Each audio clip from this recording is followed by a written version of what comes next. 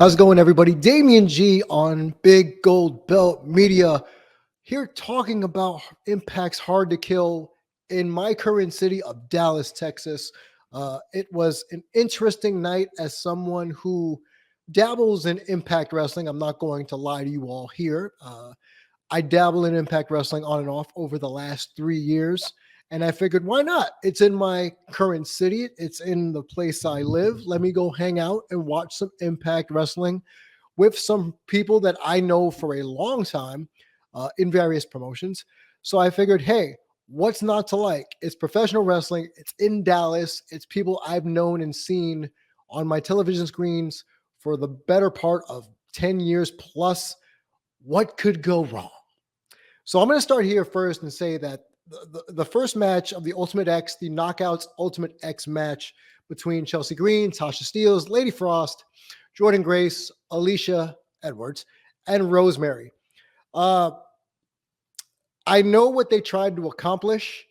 They did a lot of things really well in this match. I thought that all the ladies brought exactly what I thought they were going to do. Everybody had their spots ready to go. It was a hard-hitting affair. From my vantage point, I could see a lot. In this venue at the Bomb Factory, let me just say this.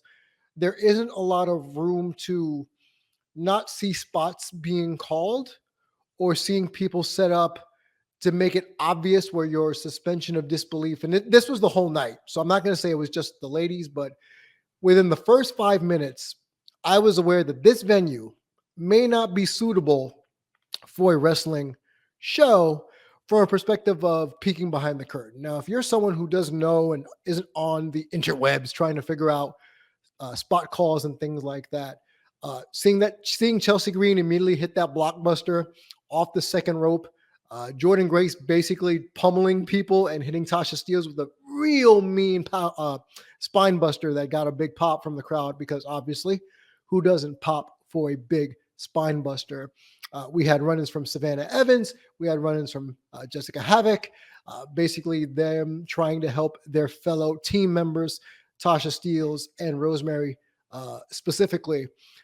Honestly, just watching it kind of transpire and unfold in a lot of spots, a lot of get your stuff in. I'm not going to sit here and say it was the greatest Ultimate X match I've ever seen. There was a couple of spots where it just took a little long to develop. There was a point where Chelsea was kind of rappelling across the ropes toward the X, and there was like that spear. There was a spear move from the top rope, and the kendo sticks, and just there was a lot going on. A little mistimed, a little sloppy in certain parts, but all in all, with Tasha Steelz getting the win, I thought it was well done. Lady Frost hitting, which amounts to one of the best moonsaults I've ever seen. Typically in her career, she hits a very pretty moonsault, but there were a lot of stuff being done, a lot of spots being done that you could tell were planned very well, executed rather sharply. All the ladies bought it. I thought the actual win of Tasha Steelz was a surprise. I thought they were potentially going to go maybe with Rosemary or even Chelsea Green, but alas, they went with Tasha Steelz, former two-time Battle Club Pro Icons champion. There you go. And I thought it was a good match. I thought it was a nice way to start the show. I didn't know they were going to start the show that way, and I was pleasantly surprised to see them start the show, in that realm. And then we were followed with the men's X Division match of Trey Miguel against Steve Macklin. Now, I'll admit, Steve Macklin, formerly Steve Cutler in WWE, I've never thought of him as an X Division worker. He's very ground oriented. He's very hard hitting. He's very power based. It seemed I hadn't seen a lot of him since he actually debuted for Impact recently, but it was one of the hardest hitting matches on the card that didn't involve kendo sticks and weapons and such. They basically just beat the living hell out of each other as I was watching this match, and just watching Trey move almost effortlessly, as he's been known as the Prince of Midair from how I've known him, to now as basically Spider Trey. Trey Miguel. He comes out in this Enter the Spider-Verse with multiple Trey spray painting as he makes his entrance. A very hard-hitting match. I'm not going to break it down as like, oh, it was this top rope thing. There was a lot to cover here, man. There was a lot of moves to cover. The tornado DDT on the exposed floor. Trey soaring over the top rope and ending in the front row when he collided with Macklin on the way down. I don't know if he was supposed to catch him in that situation, but Trey landed in the front row, which I thought was pretty fucking amazing. Macklin pretty much whipping him into the steel guardrail multiple times. Macklin catching Trey mid-air and delivering a Uranagi that made a lot of noise. The crowd was into it. There were a lot of Armed Forces members there cheering on Macklin. There was also people cheering on Trey just as well. Miguel, Trey hitting him with a bunch of Meteoras, and Macklin kicking out multiple times, kicking out at 2 multiple times. And then Trey himself finally with another Meteora and finally slaying the undefeated beast known as Macklin, as Steve Macklin. A good match, again, notwithstanding a lot of, I want to say roughneck speed and breakneck speed, but it was enjoyable. I enjoyed the match. It wasn't going to be X Division where everybody's doing like 4,000 flips and 3,000 spots because Macklin just isn't that wrestler. But when you put those contrasting styles together, well done, gentlemen. Well done. And then we had an announcement that the Influence was not going to be wrestling the Inspiration. And the Inspiration were not able to defend their titles for whatever reason at the pay-per-view. And that match was rescheduled for January 27th in Fort Lauderdale. And then we were followed by the Ring of Honor World Championship match between the champion Jonathan Gresham versus Chris Saban. Ian Riccaboni came to ringside to announce the match alongside D'Lo and the artist formerly known as Tom Phillips. And I'll admit, I've seen Jonathan Gresham wrestle often in person. I've seen him wrestle in Ring of Honor. I've seen him wrestle on the Indies, but just seeing him in Impact, for whatever reason, just made me more excited to see him there. And as often as I like to tell people, I am a pure wrestling fanatic. The catch as catch can, the world of sports style, things like that. I am a big fan of that style of wrestling. And him and Saban, I don't even know. I think it was about 15, 16 minutes where they went. And there was a lot of just back and forth. And, when you start off with pure wrestling, you get that initial pop of wrestling from the crowd, right? That's a prototypical wrestling trope where we had basically Saban and Gresham exchanging holds, just watching them kind of like start off the match, shaking hands as is normal with Ring of Honor, and seeing the Ring of Honor belt being defended on an Impact pay-per-view kind of was surprising. All in all, when you really look at it, you're thinking, holy shit, Ring of Honor is actually being, the title is actually being defended on a Impact pay-per-view. There was a lot of ankle movements, and bodies aren't supposed to bend that way. Submission holds, springboard moonsaults, cradle shock DDTs, just a lot of random stuff going on throughout this match, where if you are a fan of both men, and I'm not totally sold on Saban, the singles wrestler, and I haven't been for a while, as you know him as part of the Motor City Machine Guns. And I was sold. I was sold on Chris Saban wrestling a singles match against someone the caliber, and I'm not going to poo-poo Chris Saban, but the caliber of Jonathan Gresham. There was a chop exchange midway through this match where they literally were still holding hands, like a handshake, while constantly slapping. And I thought, yo, is there a point to this? Because after a while, how many times can you actually chop a person in the chest before they finally just say, you know what? I'm done. I'm good. This hurts. I'm going to stop. And there were a few rope breaks because in Ring of Honor, you're allowed 3 rope breaks from pinfalls or submissions. Each man used 1 each, breaking up pin counts by grabbing the ropes or grabbing the ropes from a submission hold. Chris Saban, like I said, hits the cradle shock for 3, but Jonathan Gresham's foot was on the ropes. So Brian Hebner, yes, that Brian Hebner, reversed the initial decision, which everybody knew. We all saw the foot in the bottom rope, like I was saying at the beginning of this review. In that venue, you see everything. So you saw the fact that his foot was under the bottom rope. You didn't hear anyone play Saban's music after the pin attempt. Both men, like I said, they were exchanging multiple chops until we led to a whole bunch of Mahistra cradles, most devastating moves in all of sports entertainment. The surprise roll ups, and then Gresham stacking up a Mahistra cradle into a stack for the 3 count. And honestly, that was better than I anticipated it was going to be, if I'm going to be completely honest with you all. The match, if I had to say, the next match that I'm not going to want to say it disappointed me, but it disappointed me. It was between 2 people who I thought would have had great in-ring chemistry on paper and are great wrestlers on paper. Didn't seem like they had it really going on. And that's Jonah, formerly Jonah Rock, formerly Bronson Reed of NXT, against Josh Alexander, the former X Division and World Heavyweight Champion of Impact. I thought they were going to have a really hard-hitting match, and they did. It was one of those irresistible force meets the immovable object style matches, heavy clotheslines, heavy submissions.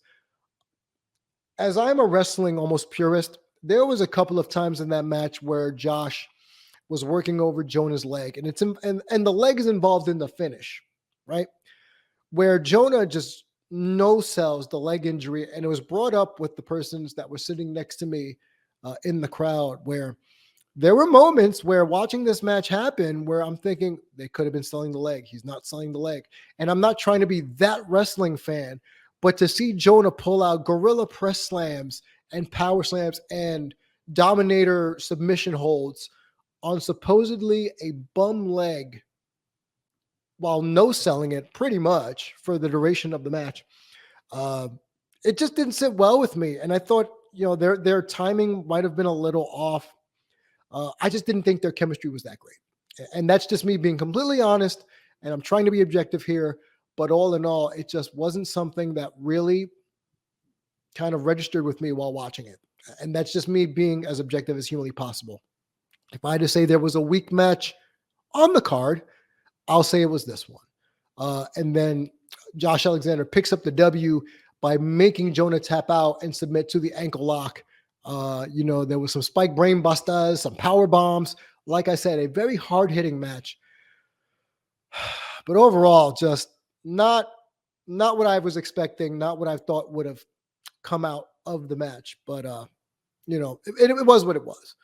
And then we were followed by the first WTF match of the night. And it was I don't even know what to call it. It was called the Hardcore War, where Eddie Edwards, Rich Swann, Willie Mack, Heath, and Rhino going up against Violence by Design and the Good Brothers. And there was a lot of blood.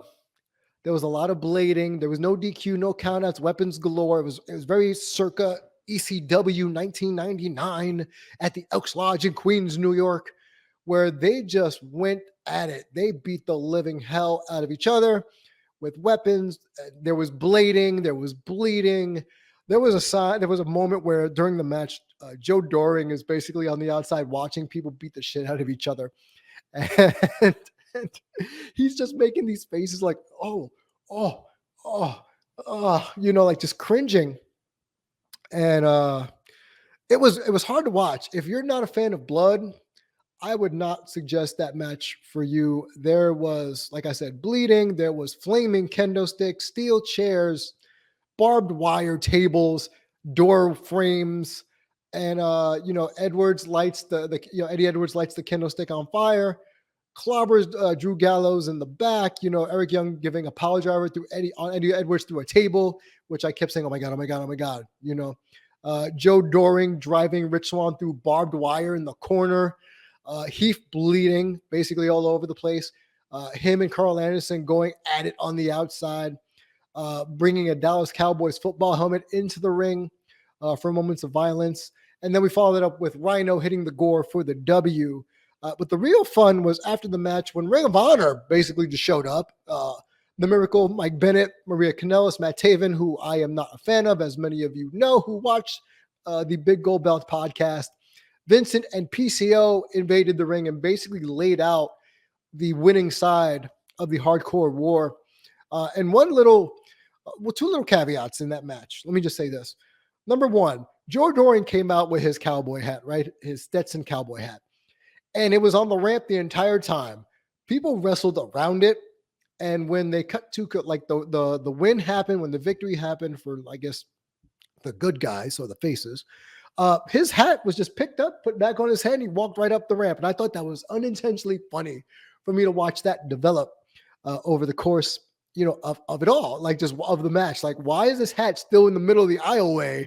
And then after the match is over, he picks it back up, puts it on his head, and keeps him moving up the ramp, which I thought was awesome. But then again, and then another little caveat is, as I said before, this venue, I don't know if it's just me or because I know about spot calls and I know a little bit about the behind the curtain spots of professional wrestling. They were in constant communication with each other to make sure they were okay. Now, I'm glad with that. Not even just the spot calls, but there was a moment where I saw Eric Young laying on the ground, and you could just tell he's like looking for the blade, and he's just going, and then all of a sudden, and then just like Reese drops his hand to drop said blade onto the ground. There was a moment where Doc Gallows gets thrown into the ring post, and he forces the leap into it, and all of a sudden, like, he blades, obviously, and he's just gushing blood everywhere. But you could see people blading, and when you're a kid, you don't pay attention to things like that. But now, as an adult and watching wrestling in 2022, you're just aware of these things. And it kind of brought it down for me a little bit, but just because I know behind the curtain, and it may not affect you, but it kind of affected my viewing privilege. I wish I didn't see it. I wish I wasn't aware of it, but that's on me. That's not on the wrestlers. That's not on the talent. They fucking kicked ass and took names. It was great. And to be honest, I thought that was going to be the highlight. I'm not trying to diss the next match or the last two matches here. The Impact World Championship match with Moose against Matt Cardona versus W. Morrissey, formerly known as Big Cass, in a triple threat match for the Impact World Championship was a lot more fun than I thought it was going to be. They beat the living hell out of each other. So if Hard to Kill had an asterisk under it, it would say, AKA, beat the living hell out of each other pay-per-view, because that's what I saw. Highlights include a Tower of Doom spot between Moose, and W. Morrissey and Matt Cardona. Moose powerbombing everybody and their mama. Moose powerbombing just W. Morrissey with his big size. And shout out to W. Morrissey for having his Timbs on, as a native New Yorker, having Timberlands on in the middle of this triple threat match, that they weren't scuffed, but they were creased. So I had to tell Wade Ilson, Eugene, that they were creased, and he was a little disappointed. Chelsea Green comes out to support Matt Cardona, basically to get involved with the match with Moose. There's a major ref bump. I think there was at least 2 ref bumps where Moose is about to lose his title, pulls the ref out, and then there's another ref bump where I believe Morrissey was pinning Cardona for like what seemed like 49 seconds because we all counted. It was fun for what it was, for them just being the living hell out of each other. Moose inadvertently spearing the referee. Morrissey, having Moose beat, like I said, for 49 seconds. Moose beating, giving a buckle bomb to Cardona, and then wipes out Chelsea Green and the referee at the same time. So thusly, shenanigans ensued. Moose hits Cardona with a spear, and that is all she wrote, as the first referee recovered. And Moose is still your Impact World Heavyweight Champion, kids. And like I said, it was a match that was a lot more fun than I was going to give it credit for. And that led us to the main event, and a match I was looking forward to as a women's wrestling supporter, fan, aficionado, what have you. It was a Texas death match with Deonna Purrazzo trying to take back the Knockouts Women's Championship from Mickie James. And I had never seen Mickie James wrestle in person before. So that was a treat for me. And I know Deonna's work from when she worked predominantly the Northeast when I was living in New York City, covering independent wrestling, and then her time with Ring of Honor. And just watching them go to town. First off, I didn't understand the rules of a Texas death match. They explained it to me, and I had to have people in the crowd explain it because I still didn't get it. Apparently, you're allowed to either get someone counted out or pin them, and then they have till 10 to step to their feet, like a last woman standing match, which I think this would have been better suited to be a last woman standing match. But they beat the crap out of each other. There was a spot with Brian Hebner where the ladies just kept throwing chairs into the ring and they almost hit Hebner. It reminded me of that old ECW Terry Funk, Cactus Jack from the intro of Hardcore TV, where all the fans are throwing chairs in the ring and eventually they just, bail out. So I was waiting for Hebner to get hit by the chair. There was a few times the chairs missed him. They, again, beat the living hell out of each other. Both women bladed or bled. I don't want to say they bladed. I know they were bleeding. Deonna locking in Venus de Milo. Mickey basically there were thumbtacks and chairs. Mickey just taking the fight to Deonna. There was one moment where Mickey's going to get a table from the outside and she tries to pick up the table and she just says out loud, "This table's heavy. Like, this is heavy." So if anyone thinks that grabbing a regular folding table by yourself is easy, it's not, because even I've grabbed folding tables and I've had difficulties with folding tables. So it wasn't easy to grab. But again, busted open, drop kicks, technical wrestling, thumbtacks, choking Mickey out. Deonna chokes Mickey out with her ring gear. Both women came to fight and they showed us a whole lot of fight during this match because it was the main event. It was a Texas death match. Basically, there was a couple of spots where Mickey almost didn't beat the count, where there were moments where Matthew Raynaud comes out to help Deonna get up, formerly known as Aiden English, helps Deonna get up to beat the 10 count. And then there was a moment where Mickey's outside the ring about to be counted out, and she just grabs the ropes and just pulls her up like all dazed and confused. Now, no one really knew who was going to win, to be honest, because Mickey this weekend was announced for the Women's Royal Rumble this year for WWE, even though she is the current Knockouts champion with Impact Wrestling. So everybody kind of thought that she was going to drop the belt to Deonna. And when that didn't happen, and then at the end of the match, where there was a couple of sloppy moments toward the end there, I'm going to be honest. There were sloppy moments where Mickey takes out, Ray Walt with a guitar shot. I was waiting for Jeff Jarrett to pop up. Didn't happen. Mickey connects with the Mick DDT on the thumbtacks, but not really. Mickey pinned Deonna for the 3 count and then for the 10 count. And then Mickey James is still your Knockouts champion. When the show closed, there was a lot of fun behind the scenes stuff. I'm not going to spoil that right now, but let's just say the women got their due, got their just applause and just desserts. Both women whooped ass and took names. And as a women's wrestling aficionado, like I've said, and a women's wrestling fan, that's all we can ever ask for. Now, was this one of the best pay-per-views I've ever seen? Heck no.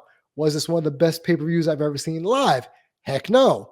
But was this a solid pay-per-view in the first place?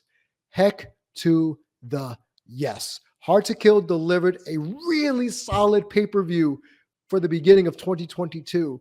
And like I told people at the venue, I said, the talent busted their ass. I don't know if the venue was right for the effort the talent was giving. I don't know if the crowd could have been more electric in a bigger venue, in a different location, but it's not the talent's fault. I just thought the crowd was a little lackluster, being a person that was actually in the crowd. But again, Mickey wins at the end of it. She celebrates, sets her sights on competing in the Women's Royal Rumble match. Hard to Kill 2002. If I had to give it a letter grade, I say it was a solid B to B plus. Like I said, was it the best pay-per-view I've ever seen? Nope. But did the talent deliver? Yes, they did. Give it a B plus. No Meltzer ratings here. Just want to say it was fun to actually be a part of it. It was fun to see. It was fun to watch live in person at the Bomb Factory. But again, I am Damian G. This is Big Gold Belt Media, my review of Impact Hard to Kill 2022, and I will see you next time. Thank you.